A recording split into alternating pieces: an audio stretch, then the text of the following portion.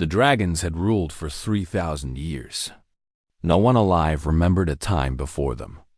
No one alive could imagine a time after them. They were as eternal as the mountains, as unstoppable as the storms, and as cruel as the winter-cold dot in the kingdom of Velthorn. Every child learned the same truth before they learned to walk. Dragons were gods. Humans were dust. This was the way of things, and it would never change. The great Wyrms did not hide in distant caves. They lived openly, claiming the best lands as their territories. They demanded tribute 4 times each year: gold, jewels, livestock, and sometimes people. The dragons did not need to threaten. Everyone knew what happened to cities that refused. The ruins of Counthaven still smoked 300 years after a single dragon had burned it to ash in a single afternoon. Most humans accepted their place. What choice did they have? Dragon scales could turn aside any sword. Dragon fire could melt any armor. Dragon claws could tear through stone walls like paper. To fight a dragon was to die.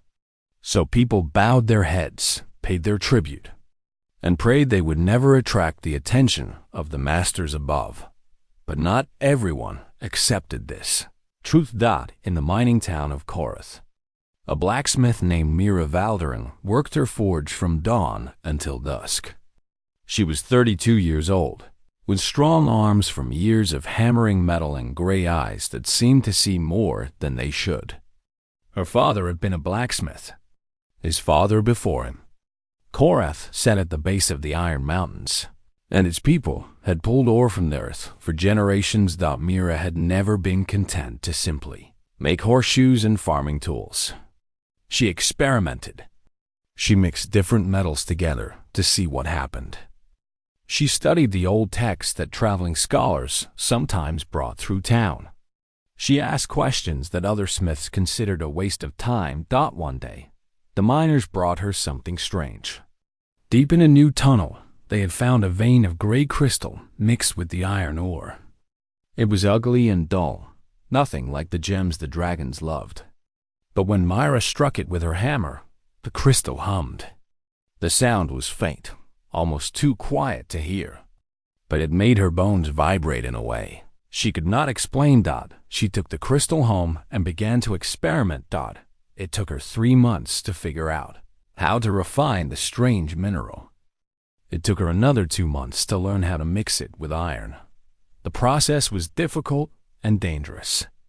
Twice she nearly burned down her forge. Once she spent a week in bed recovering from a fever caused by breathing the fumes. But when she finally finished, she held in her hands a blade unlike any she had ever made. The metal was dark gray, almost black, with faint lines of silver running through it like frozen lightning. It was lighter than a normal sword, but felt stronger. And when she tested the edge, it cut through an iron bar like the bar was made of soft cheese. Myra was pleased, but not amazed. She had made a good blade. That was her job. Then the traders came through town with a dragon scale. Such things were rare and expensive. Dragons sometimes shed scales, and brave fools sometimes collected them from the edges of dragon territories. A single scale could buy a house. 10 scales could buy a village. People used them as proof of wealth, as tokens of status, as symbols of power they could never truly have. The trader wanted Mira to mount the scale on a wooden shield. A nobleman had ordered it as a decoration for his hall. Mira agreed to the job, but first she held the scale in her hands and studied it. She felt its weight. She ran her fingers across its surface. She understood why dragons were invincible. The scale was harder than any metal she had ever touched. On impulse, she picked up her new blade and drew it across the scale.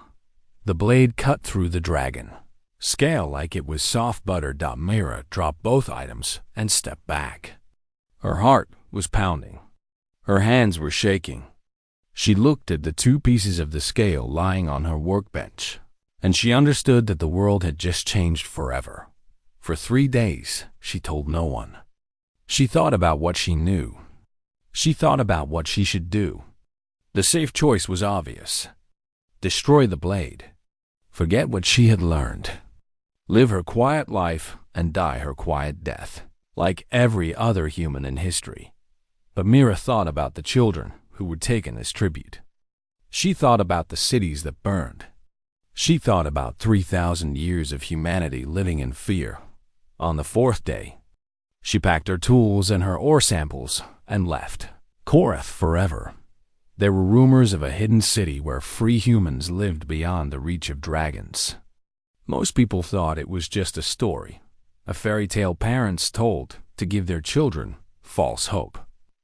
But Myra had studied old maps and older texts. She had listened to the whispers of travelers who spoke too quietly for dragon spies to hear.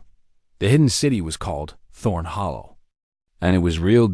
It took her 2 months to find it, following clues through forests and mountains, trusting strangers who recognized the secret signs. When she finally stood at the entrance to the underground city, she carried with her the knowledge that would end the age of fire forever. The dragons had ruled for 3,000 years. Their time was almost over. The hidden city of Thorn Hollow had existed for 500 years. It was built in a network of caves too small for dragons to enter, too deep for dragon fire to reach. 3,000 people lived there in the darkness, keeping alive the dream of freedom that the rest of humanity had forgotten. When Myra Valderin arrived with her strange ore and her impossible blade, the council did not believe her at first. They had seen many false hopes come and go. They had buried many brave fools who thought they could fight dragons with courage and steel. But Myra was patient. She showed them the ore she called Voidstone. She explained how to refine it, how to forge it. She let them test her blade against the dragon scales they had collected over centuries. One by one, the council members watched the scales fall into pieces. One by one, their disbelief turned to wonder. One by one, they began to understand what she was offering them, not just a weapon. A future. The scholars of Thorn Hollow had theories about why Voidstone worked. Dragons were creatures of magic. Their power did not come from muscle and bone alone. Ancient spells woven into their very flesh made their scales hard, their fire hot, their bodies nearly immortal. Voidstone disrupted those spells. It cut through magical protections like a key opening a lock. For 2 years, the forges of Thorn Hollow burned day and night.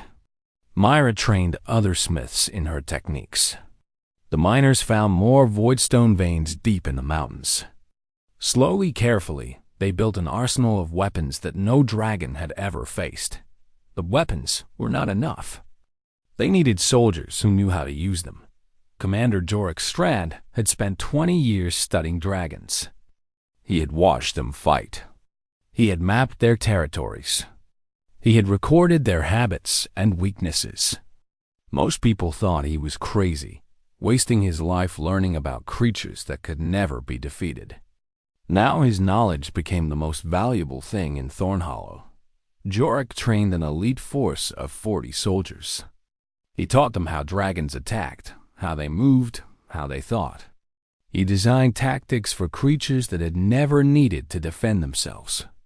He made them practice until every movement was automatic, until fear became focus, until hope became determination. Their target was a dragon named Sithrinax the Terrible. Sithrinax ruled the eastern provinces from his mountain lair. He was not the oldest dragon or the strongest, but he was the cruelest. While other dragons demanded gold and gems as tribute, Sithrinax demanded children. He kept them as servants in his lair, forcing them to clean his scales and polish his treasures. When they displeased him, which was often, he ate them. The council chose Sithrinax deliberately. His death would mean something. It would prove that even the monsters could fall. On a cold winter morning, the 40 soldiers sealed the exits of Sithrinax's lair with explosives. They set up mirrors to catch the sunlight and blind the dragon when he emerged. They positioned themselves in formations. Jorik, had designed over 20 years of careful planning. Then they made noise. Sithronax burst from his lair in rage. No human had ever dared to challenge him. No human had ever been stupid enough to try. He expected to burn them all in seconds and return to his sleep. The mirrors caught his eyes first. The voidstone arrows followed. They punched through scales that had turned aside 1,000 normal arrows. Dark blood flowed for the first time in 400 years. Sithronax screamed in pain and confusion. This was impossible. Humans were weak. Humans were prey. Humans could not hurt him, but they did. The battle lasted 6 hours. Sithronax killed 19 soldiers with fire and claw. He destroyed the mirrors. He collapsed part of the mountain. He fought with all the fury of a god who suddenly realized he was mortal, thought it was not enough. A young woman named Pela vashed to join the mission against Jorik's advice. She was only 19, too young and too inexperienced. But she had watched Sithronax take her little brother as tribute 10 years ago. She had spent every day since then preparing for this moment. When the dragon was weakened by 100 wounds, Pela climbed the rocks above him. She waited until he turned his head. She jumped. A voidstone spear went through his eye and into his brain. Sithronax the Terrible fell, and he did not rise again. The surviving soldiers stood in silence, looking at the massive body before them. 21 of them had walked into the mountain. 21 of them had believed this moment was possible. Now they had proof. Dragons could die. Word spread quickly. The children Sithronax had kept as servants carried the news to every village in the east. By the end of the month, every human in Velthorn had heard the story. The great dragons laughed when they learned of Sithronax's death. One dead dragon meant nothing, they said. Humanity would pay for this insult with fire and blood. But in the villages and cities below, the people were no longer listening to dragon threats. They were whispering a different word now. Hope. The dragons gathered for the first time in 800 years. 17 ancient Wyrms flew to the peaks of Ascension, the highest mountains in Velthorn, to discuss what they called the human problem. Most of them were not worried. Sithronax had been young and careless. The humans had gotten lucky. Such things happened once in a millennium and meant nothing in the long run. Valkarith the Eternal disagreed. He was the oldest dragon alive, nearly 5,000 years old, and he had seen things the younger Wyrms had forgotten. He remembered when dragons first conquered humanity. He remembered how hard humans could fight when they were desperate. He warned the council to take this threat seriously, but the younger dragons did not want to hear caution. They wanted revenge. They wanted to remind humanity why dragons ruled the world. They wanted fire and death and screaming. 12 dragons flew to the city of Kelmarin. Kelmarin was home to 500,000 people. It was the largest city in the eastern provinces, a center of trade and learning. The dragons believed it was also the heart of the rebellion. They did not know about Thorn Hollow. They did not know about Voidstone. They knew only that humans needed to be punished. They attacked at midnight. The fire came first. 12 streams of dragon flame poured down from the sky, turning wooden buildings into torches and stone buildings into ovens. People ran screaming through the streets, but there was nowhere to run. The dragons circled the city, burning everything that moved. By dawn, Kelmarin was ash. 500,000 people were dead. The river that had run through the city center had boiled away to nothing. The glass that covered the ground was still too hot to walk on. The 12 dragons flew home, satisfied that they had solved the human problem forever. They were wrong. In the 3 years since Sithronax's death, Myra Valderin had not been idle. The forges of Thornhollow had expanded to 18 hidden locations across Volthorn. Thousands of soldiers now carried voidstone weapons. Engineers and scholars had developed new tools of war that no dragon had ever seen. The response came within a week. 8 of the 12 dragons, died in ambush during their flights home. They flew over forests where hidden soldiers waited with voidstone ballistas. They landed in their lairs to find them filled with voidstone traps. They discovered too late that humanity had been preparing for this moment for years. 3 more dragons died at the claws of their own servants. Every dragon kept human slaves to maintain their hoards and clean their scales. For generations, these servants had been too afraid to act. Now they had weapons hidden in their clothes and hope hidden in their hearts. When their masters slept, they struck. The last dragon of the 12 was brought down by something new. The engineers of Thornhollow had built a cannon that fired voidstone-jacketed shells. It could punch through dragon scales from 300 meters away. 200 soldiers surrounded the dragon's lair and fired until nothing moved inside. When the second emergency council met at the peaks of Ascension, only 5 dragons came. Valkyrith the Eternal looked at the empty perches where his kind had sat for millennia. He finally understood what he was facing. This was not a rebellion. This was not a lucky strike. This was extinction. The surviving dragons debated what to do. Some wanted to flee to distant lands where humans had not yet learned to fight. Some wanted to hide in the deepest caves and wait for humanity to forget. Some wanted one final assault, a burning of every city and village until nothing human remained. But Valkyrith knew that none of these plans would work. Humans were not like dragons. They did not forget. They did not give up. They learned and adapted and grew stronger with every defeat. The war that followed lasted 11 years. It was not a clean victory. Dragons burned entire regions to lifeless deserts. The resistance lost over 2 million soldiers. 3 of the hidden forge cities were discovered and destroyed. Myra Valden herself died in the 7th year, killed by a collapsing tunnel during an evacuation. But for every human who fell, 10 more rose to take their place. For every city that burned, the survivors became more determined. For every dragon killed, the next battle became easier. The dragons could not understand this. When they lost a battle, they grew weaker. When they lost a companion, they grew afraid. They were ancient and powerful, but they were few and they were alone. Humans were many, and they were together. By the 11th year, only 1 dragon remained. Valkyrith the Eternal stood at the peaks of Ascension and watched the army approach. 50,000 soldiers marched through the mountain passes, carrying banners that showed a black blade crossing a red sun. The symbol of the rebellion. The symbol of human freedom. He was the last of his kind.